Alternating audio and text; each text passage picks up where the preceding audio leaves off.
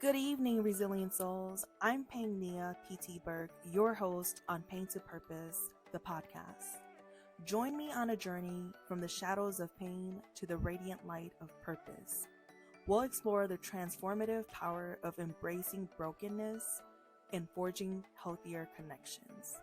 In this intimate conversation, I share moments of confronting my past, navigating toxic relationships, and finding sanctuary in therapy. If this resonates with you, share your story with us on Instagram or via email. Links in the show notes. Your experiences matter, and together we can create a space for healing and growth. Don't forget to hit like, subscribe, and be a part of this purposeful community. Thank you for joining me on this profound exploration. One of the hardest things that I have had to learn to accept is the broken version of who I was, and tying that into the types of relationships that I was attracting. And what I mean by this is that I allowed people to walk all over me. I was very much so a yes girl. I was a doormat. I was a fixer. I was trying to save everyone but myself. And even though it hurt me in the long run, I went to sleep and I had to deal with those emotions. And as I started my therapy sessions, I realized that it wasn't my job to fix them. But because of the trauma that I endured when I was younger, I felt like I needed to save people. And it started from a young age. I was physically abused by my sibling's dad because he knew that I wasn't his child. And because of my mom's infidelity, I was the one who had to pay for that. And so he physically abused me starting at the age of 3 years old. And when we moved when I was 6 years old to Minnesota, I thought that nightmare was over with. My mom made a promise to always protect us. And I believe that. And as a mother, you're supposed to protect your children, as parents in general. And so a year later, when I turned 7, my mom's new husband started sexually abusing me. And it was a very confusing time in my life where I was like, I know that this doesn't feel right, but I don't know if it's wrong or right because I'm just listening to adults and that's what I'm taught to do. And his friends started getting involved and they started doing things to me. And then I was introduced to methamphetamines at the age of 7 to numb the pain. And so things started transpiring from there. And when child protection got involved, because I got involved in a gang and got a felony possession charge for a gun, I was sent off to North Carolina to stay with my mom's cousin. And because of the relationship that he had with my mom's husband, because they used to be bandmates, my mom's cousin started sexually abusing me also. And when I was removed out of that situation, I thought, oh my gosh, now I can finally be a child again. I don't have to do this anymore. This nightmare is over with. But I found myself in and out of foster care and group homes and fell into the hands of another individual who took advantage of me and started taking me across state lines and human trafficking me. And it was one of the largest human trafficking cases. And it was at that moment where I just shut off all of my emotions and whatever I was told I did. And I allowed people to walk all over me. And as I started growing up into my adulthood, I continued those traits. I continued allowing people to use me and to save other people and to fix other people's situations. And it affected me in a lot of ways because I didn't know how to speak up for myself. I didn't know how to tell people no. And I started attracting a lot of broken individuals who seen that I can be easily manipulated, and they started taking advantage of that. I started to think to myself, why is this continuously happening to you, PT? There were nights that I cried to God and just prayed for genuine friendships and relationships. I would go on social media and see all these people going on girls trips and, people that have successful relationships. And that was all I wanted. I just wanted someone to accept me for me. And I thought that in 2013, when I left my ex-husband and reconnected with someone that I had knew from a young age, that he was going to be it. I thought that I was going to spend the rest of my life with this man, even though he was physically abusive to me and blamed it on the things that happened to him in the military, that it was my fault. I still felt like everything was my fault. Everything that continuously happened to me was my fault. And when he took his life, it destroyed me because he left me with this 10-page letter saying how I was this bad individual. My brokenness fell onto him, and that's why he took his life. But the reality of it is he was cheating on me, and I ended our engagement because I didn't want to be a part of that anymore. But what his death taught me after I decided to burn his letter and realize that it was not my fault that he took his life is that I was continuously allowing those things to happen to me. And I started building this wall around me. I was like, I'm no longer going to allow people into my life like that. I'm going to build this wall around me so I don't feel emotions anymore. And I'm just going to be okay with that. But the thing that I learned is that I cannot just suppress what had happened to me. I had to deal with it, but I wasn't in a place in my life where I was ready to deal with that head on. Fast forward to 2016 when I decided to leave everything that I knew because my past was catching up to me. Everyone that was put in prison for the human trafficking case were getting out. People that I had put behind bars because of gang violence and gang rapes that happened to me were getting out. And they did things to me in 2016 that was unimaginable. And I didn't have a choice but to leave the only place that I knew that was home. And so I found myself in different places, not knowing where I was going to end up. And that broken version of me still carried on. I was going through all of the things that I was going through. I was still trying to save people. I was still trying to be there for people. And it wasn't until I met my husband, who was just someone that was a casual relationship. I had no plans of getting remarried.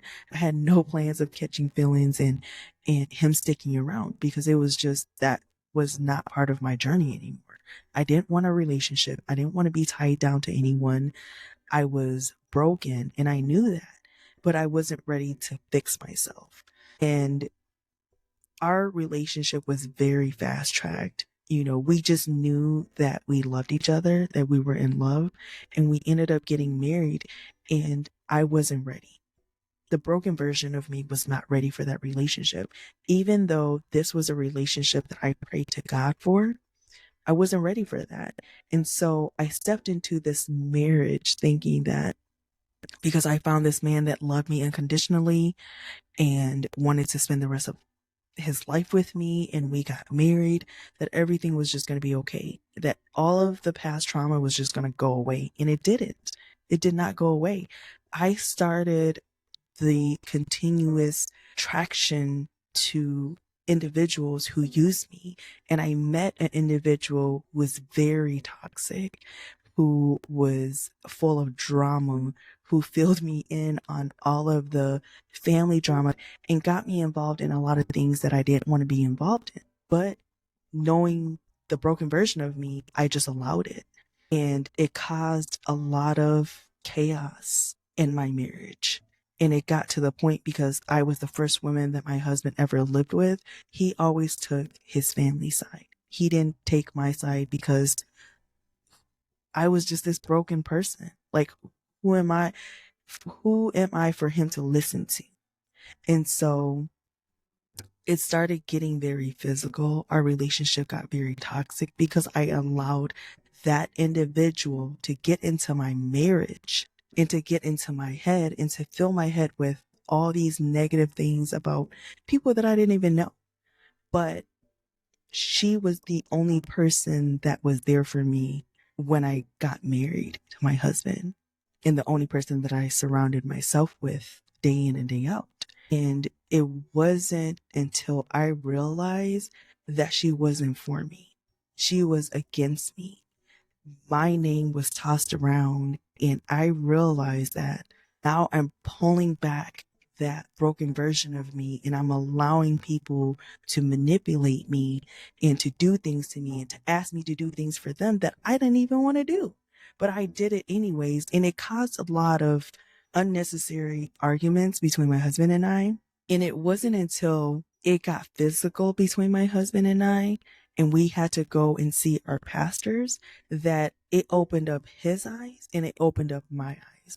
Because everyone in my life, I felt like I was abandoned by. You know, my sister took her life in 2010. Prior to that, my father, who raised me, my sibling's dad, he took his life. My son had passed away, and the man that I was supposed to spend the rest of my life with, he took his life. And so all of these feelings are coming back. All of these trauma is coming back to me. And I felt like that was how I dealt with it.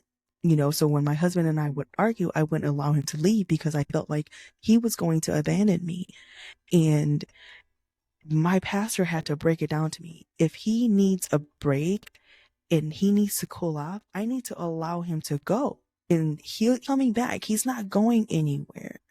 And husband had to understand that what had happened to me and the things that I had shared to him that he threw in my face about why those men, you know, physically abused me, he used that against me.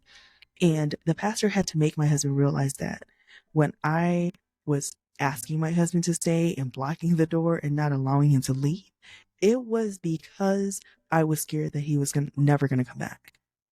And so after that, that was it. Like, that was, you know, we were able to reconcile our marriage. We are in a very good place in our marriage now where we understand each other and we don't allow other people into our marriage and to affect our marriage the way that it used to.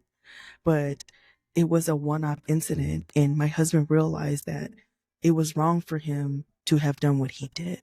And he was very apologetic about it. But it carried on, and this was the time that I wasn't getting therapy yet. I wasn't ready for that. So I found myself going back to this individual and allowing other individuals to get into my marriage and starting to cause problems in my marriage. And it was just this vicious cycle that I needed to end. And in 2019, I met my now best friend, which is my husband's first cousin. And she made me realize a lot of things about myself, the unhealthy relationships that I had. And she used to always tell me, that person ain't your friend. Like, not everyone is your friend, because I would just call everyone my friend. And I realized that she was right. I started recognizing the unhealthy patterns that I was taking on, and I had to start letting go of people. And it was so hard for me, you guys, to let go of those relationships because I wanted to have a motherly figure. I wanted to have someone who I can call my sister. I wanted to have friends who I can travel with. And it wasn't until I met my best friend that I gained that genuine friendship. She is the first genuine friend that I've ever had in my whole life. And it took me 30 some years to find that. And it was because I took that step to fix who I was and to become the person that I am meant to be. And so recognizing those unhealthy, toxic traits that you carry from the trauma that has happened to you is crucial in your healing journey.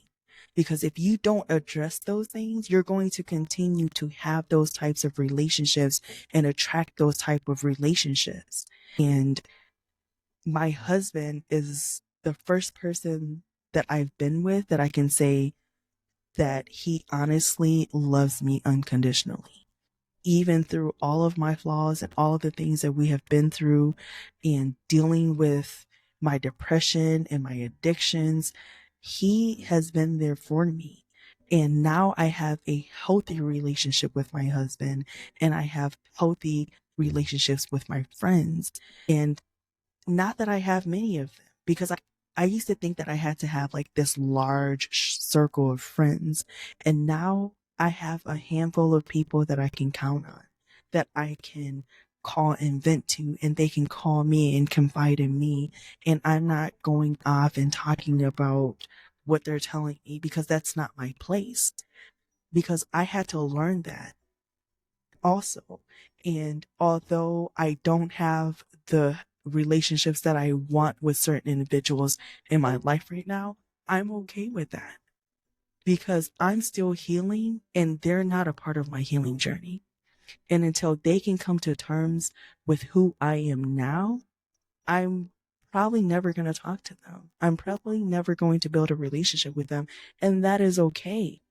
Just because they're quote unquote family, it does not mean that you have to have a relationship with them. And people have that misconception all the time, because now you're allowing the devil to dig back, or, all of that brokenness of you. And now you're going backwards. And that's not what God wants for our path. We have to continue to move forward from what has happened to us. Because if we continue to allow the devil to beat us up and to bring people back into our lives, we're never going to heal. That is the unhealed version of us that we don't want to go back to. And it's so important to build healthy relationships. I was able to take girls trips. I was able to enjoy traveling with my husband, and he's my shadow and I'm his shadow. We go everywhere together.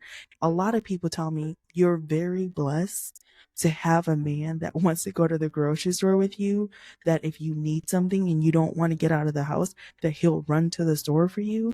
He is truly my best friend, and no one can take that away from me, because now I'm healed. Now I can tell people no.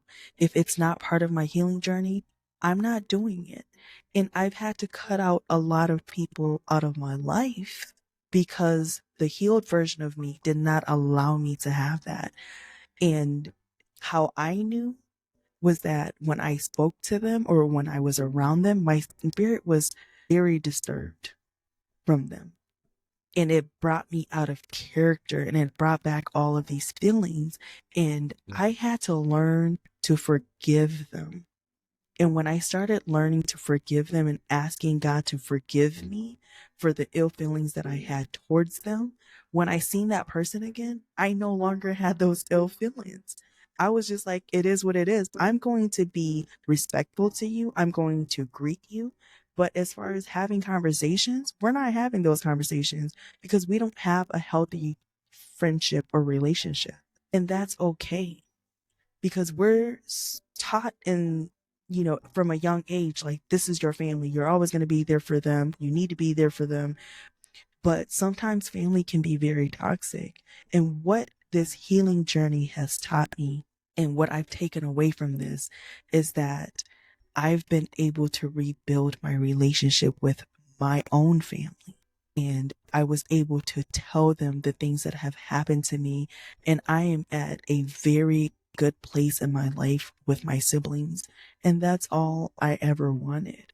I'm able to call my sister and ask her for a recipe that my mom used to cook.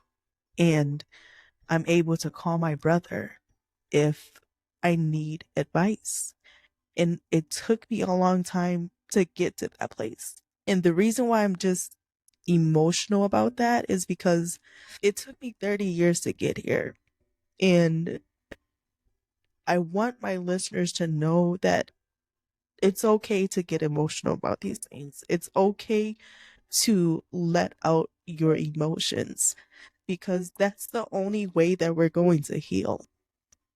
And I just look back at my journey when I started 6 years ago, how toxic it was, and the relationships that I have built now. And I'm very thankful for the circle of friends that I have and the relationships that I've been able to rebuild with my family, because I disappeared, especially after my son passed away. I disappeared from my family, and I didn't want anything to do with them because I was ashamed of myself. I was ashamed that I was doing drugs when I was pregnant with my son. I was ashamed that things happened to me that they did, and it tore me apart. And I was not ready to face that. And I want you guys to know that these are tears of joy, that I'm happy to be where I am now. And I encourage you to confront the brokenness of who you are, because that's the only way that you're going to be able to move forward with your life. And, seek a therapist. Like, I hate when people are like, I don't want to go see a therapist because it makes me crazy, but it's not really you being crazy or that you're a crazy person. Everyone needs a therapist. We all go through things mentally, emotionally, in our marriages and our friendship, that we need to talk to someone who's going to be unbiased to what we tell them. And it's just been a long journey for me and a long time coming to be where I am now. And I just am thankful for my relationship with God, because that is my number one, relationship. Is He's number one over everyone. Because if I can't have a relationship with God and know how to truly love and be loved, I can't love other people. I can't genuinely care for other people until you know God in your heart. There's nothing that anyone can do to make you feel that until you have come to terms with that. So I hope that you're able to take away my experiences and what I've gone through and apply it to your healing journey, because I turned all of my pain into the purpose that I'm walking in now. And God has shown me that, the broken version of me doesn't define who I am. And my relationships now are not unhealthy, and through my best friend, I was able to gain true friendships with other individuals. And I have I have a really good friend. He's like an older brother to me, but I've never met him. We've talked for hours on the phone. We are business partners, but he is one of my best friends, and we have a really healthy relationship because of the trauma that we were able to share with each other. And he helped me, even though he don't realize it. He has helped me along my healing journey to become the woman that I am today, along with my husband and his cousin, who is now my best friend. And everybody else doesn't matter. And I was able to gain a spiritual mother who is there for me. If I'm having a down day, I can call her to pray for me. And I gain my auntie mama, but she has been there for me through a lot. I have another auntie who I'm very close with. But as you start your healing journey and addressing the brokenness of who you were, you're able to gain those genuine relationships. And I'm telling you, I know this is the only way I can explain it, and how my best friend had explained it to me when I was going through my healing process, is that when you finally come out on the other side, it's almost like a spiritual orgasm. And I didn't know what that felt like until I started healing and I found true happiness. I no longer had to rely on people to make me happy. And you shouldn't rely on people to make you happy either. Because the broken version of you have to fix that. You have to come happy into a relationship, and that other person has to be happy for you guys to have a life together or to have a friendship together.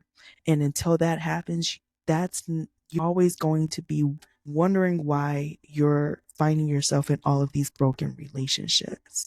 So I want to close off by just saying that your broken version of you, please don't let it define you. Find a purpose in that. find a purpose from the pain that you've endured and cut off people that you need to cut off. Just because they have the title family does not mean anything. I guarantee you that it does not mean anything. And if they are not helping you grow, if they are not helping you heal, if they are bringing you back to places that you don't want to be, it's time to cut them off. And that's okay. Sometimes you need to drift off and be on your own to realize that you didn't need them in the first place. And when they are healed and when they're going through their healing journey, that is when you guys can come back together and rebuild that relationship. But right now, not everyone needs to be your friend. Not everyone needs to be a part of your life. And I have become a very big private person, and you need that. You need to have privacy in your life.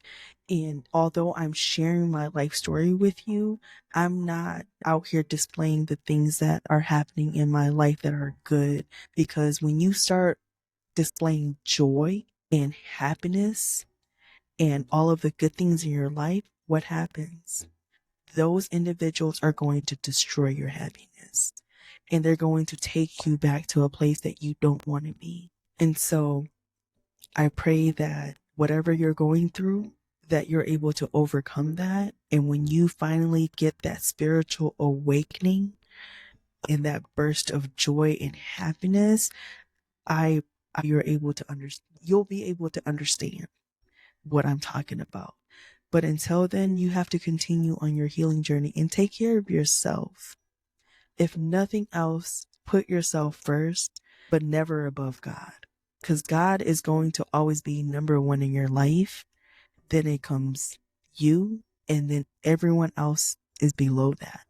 Because if you're not healed, if you're not taking care of yourself, how can you take care of other people? So I am just glad that I'm able to share this with you guys. I hope that you guys are able to join me in my next episode. And I'm just thankful for the time that you guys took out to be able to listen to me. Hey there, resilient souls. As we come to the end of this heart-filled journey on Pain2Purpose, the podcast, I just want to say a massive thank you for being a part of this conversation. We've touched on some deep stuff, embracing our broken parts, navigating those messy relationships, and finding some real comfort in therapy. Your stories matter, seriously. If anything we talked about today struck a chord with you, don't hesitate to reach out. You can find us on Instagram or shoot us an email. The links are hanging out in the show notes. Let's keep this community growing. Hit the like button, subscribe, and let's stay connected on this purposeful ride. This is your host, PangNhia, PT Burke, signing off for now. Until next time, take care, find some meaning in your struggles, and keep being the awesome soul that you are.